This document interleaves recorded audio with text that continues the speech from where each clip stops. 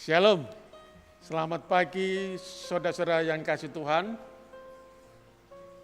Bagaimana kabar saudara? Saya berharap kabar saudara luar biasa oleh karena kasih karunia Tuhan yang bekerja dalam kehidupan kita. Judul renungan kita pada pagi hari ini adalah awal yang baik berakhir dengan tragis. Untuk itu mari kita lebih dahulu berdoa. Kiranya Roh Suci Tuhan boleh hadir dalam hati kami, memberikan kepada kami pengertian akan sabda-Mu, agar kami boleh menerapkan sabda-Mu ini dan menjadi rema dalam kehidupan kami, sehingga kami pun boleh melakukan apa yang baik dan benar di hadapan Tuhan. Terima kasih Tuhan, dalam nama Yesus kami berdoa dan mengucap syukur. Amin. Saudara-saudara yang kasih dalam Tuhan, awal yang baik berakhir dengan tragis. Siapa ini?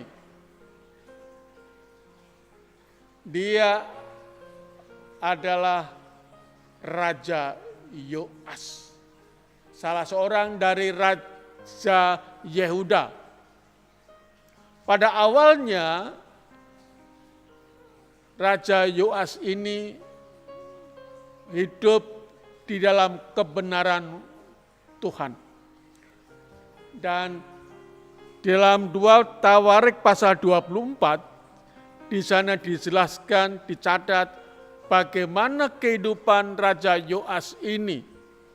Dan Anda bisa membacanya secara detail di rumah, sehingga kita bisa memaknai pekabaran kita pada pagi hari ini.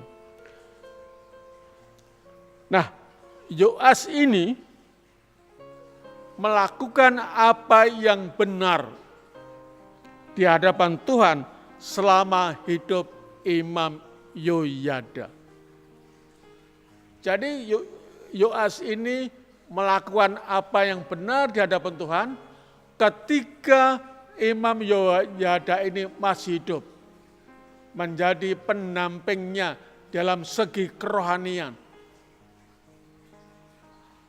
Namun ketika Imam Yoyada ini meninggal, apa yang terjadi dalam kehidupan Yoas di dalam pemerintahannya?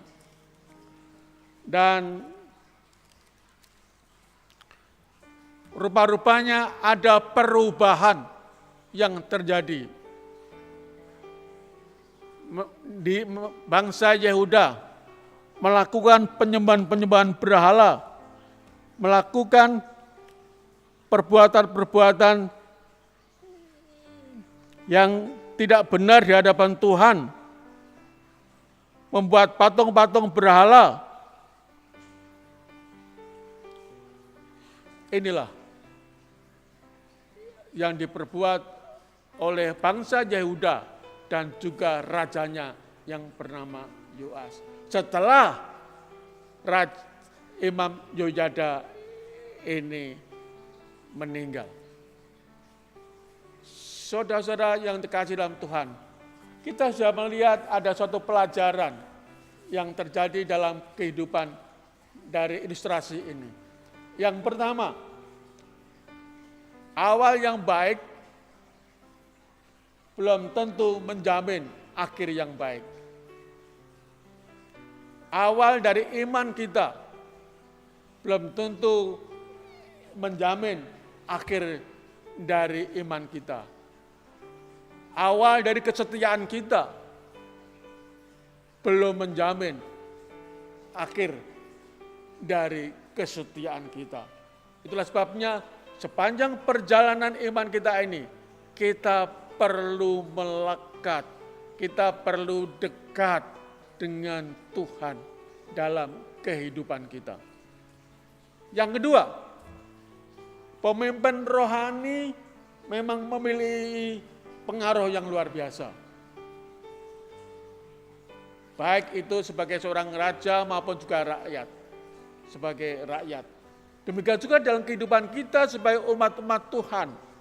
Kadang-kadang kehidupan dari gembala mempengaruhi kerohanian jemaat.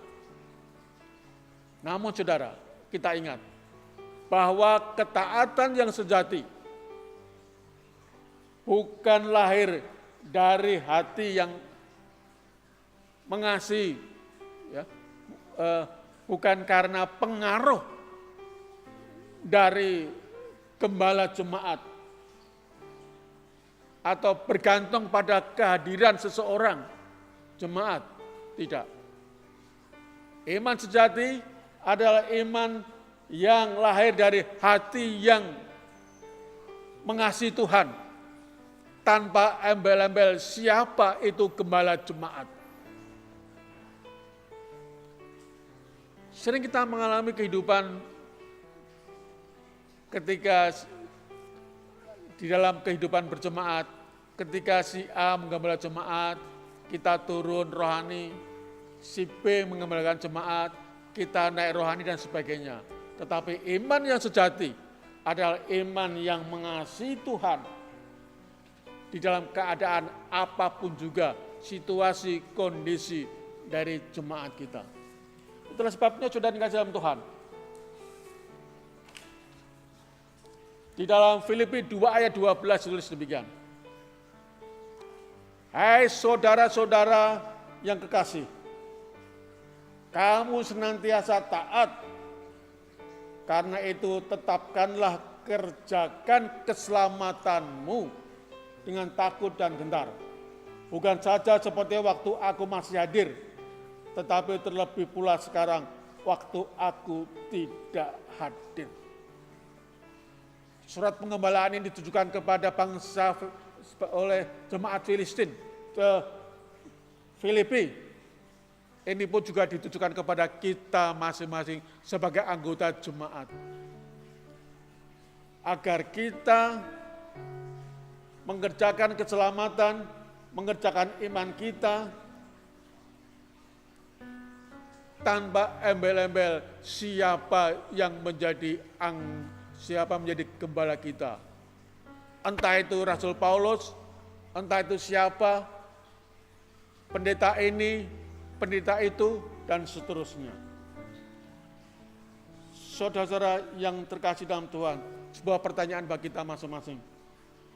Apakah iman yang saya miliki sekarang ini sungguh-sungguh hati kita sendiri atau hanya ikut-ikutan? Sering orang ke gereja beribadah hanya karena ikut-ikutan, bukan berdasarkan iman yang sejati karena mengasihi Tuhan. Kiranya nasihat